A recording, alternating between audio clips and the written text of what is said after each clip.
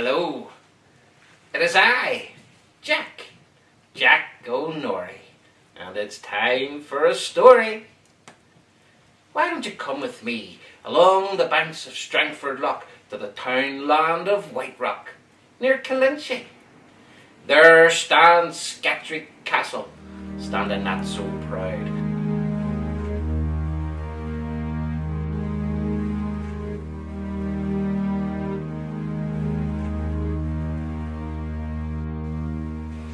Strangford Lough, they say, has 365 islands, one for each day of the week, and the lough would have been the highway of its time, important for commerce, trade, and things of that nature. The castle of Sketrick, some say it was built in the early 800s by the Vikings. Others claim it has more of an Anglo-Norman look to its construction. Either way, where it's placed was the perfect spot for a watchtower.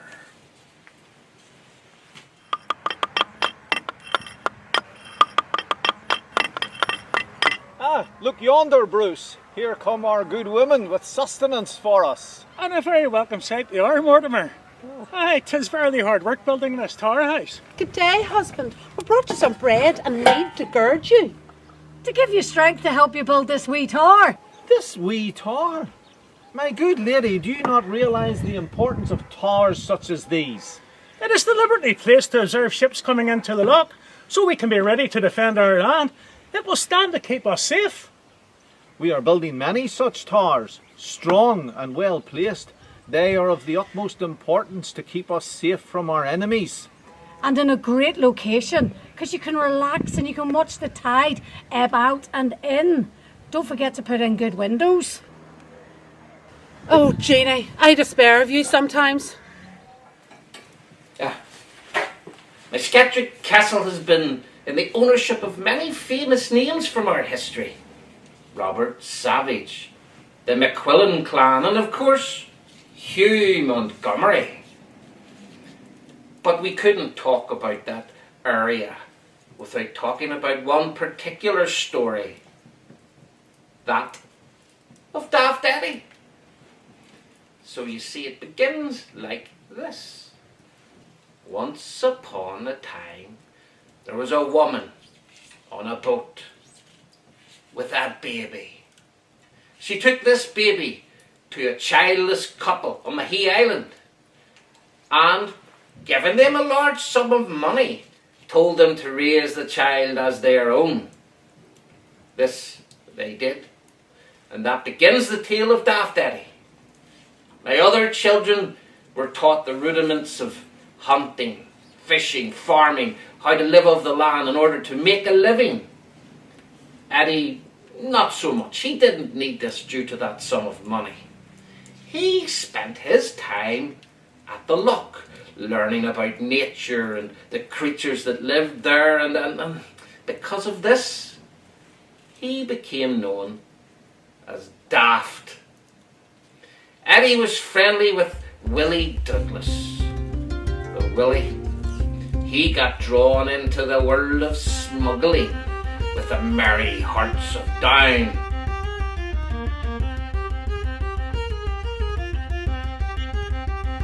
Let him go.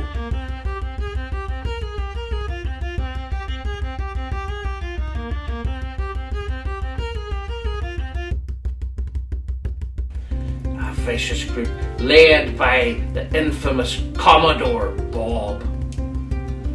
Eddie could only watch as Willie got further drawn in, and he heard of a plot by Commodore Bob to go to the Magistrate McFadden's home, kidnap his daughter Martha, and hold her for ransom.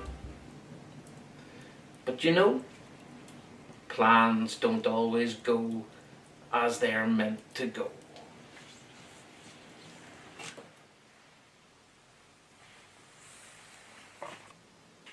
Who is it?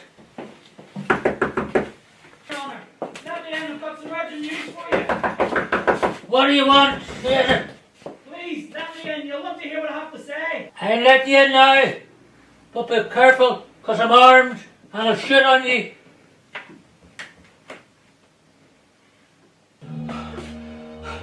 This is a black business. You must listen to me and believe when I say my visit is born only of good intentions. I mean you no harm, but I must warn you of ill fate from the merry hearts of Down. They plan on coming here this very night and taking your daughter Martha to lever a ransom from you. There's very little time to act to get Martha to safety. Father, what will I do? Who are these merry hearts of Down? I can't tell you, or they'll cut my throat. My life is in peril even just coming to warn you. You'll be well rewarded for the good deed that you've done tonight. Mrs. Murderbrace, you must take Martha away to Rob's cottage, or I'll send men to protect her.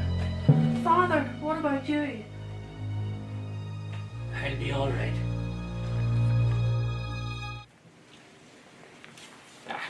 So in many ways the plot itself failed because of Eddie, although they still took Martha. She was found safe. Eddie, not knowing this, he led a rescue party, but he was fatally wounded. He was buried in Tullinakil Cemetery, not far from here, his final resting place bearing one word: Eddie. So you see, Eddie was not a smuggler, nor was he daft. Sketrick Castle, it stood until the late 1800s, looking over everything, until it was torn down by a storm, thus proving, I think, that in the end, Mother Nature rules over us all. I leave you with that. May the road rise to meet you. May the wind be forever at your back. And until we meet again, farewell.